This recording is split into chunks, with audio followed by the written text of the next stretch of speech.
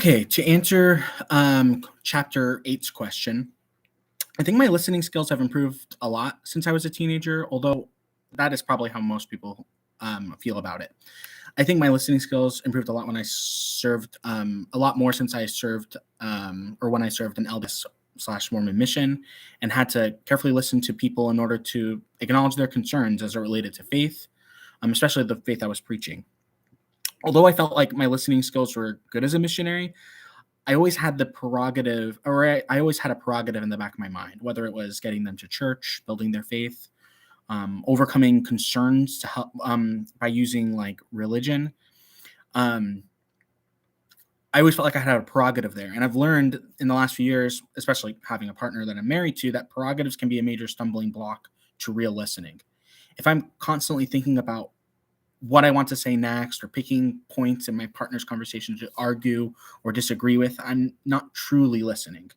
I'm using their viewpoints and opinions as stepping stones for really what I want to say.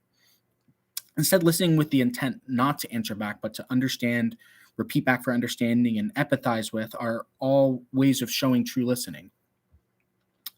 Although I have realized in my mind what true listening is for me or can potentially be, I constantly forget to do that in practice when I'm with my partner and other people. It is hard not to insert yourself and to say what you think and fly with a piece of information that someone said.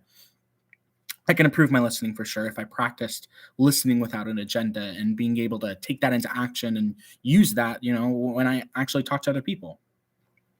I think the ability to listen is cited, as well for a need as a new employee is because many jobs don't necessarily rely on just your education or training from previous jobs. Instead, they focus on building on what you have and shape that into what they need from you as a new employee. That means the employee can't just assume they know what to do because they've worked at a place that's similar to that before. They have to listen to what is different, how to do things, and how to take constructive criticism for something that's new. As far as chapter 9 goes, to answer a time when someone didn't express their emotions effectively, I think a lot of times to when I worked at the emergency room as an emergency technician and things got crazy. A lot of time in the ER, it's not the gunshot wounds or car accidents or even heart attacks that make emotions difficult. It's the sheer amount of people that show up at the ER between the hours of 1 p.m. and 1 a.m. alongside those traumas. There aren't enough beds. There aren't enough nurses.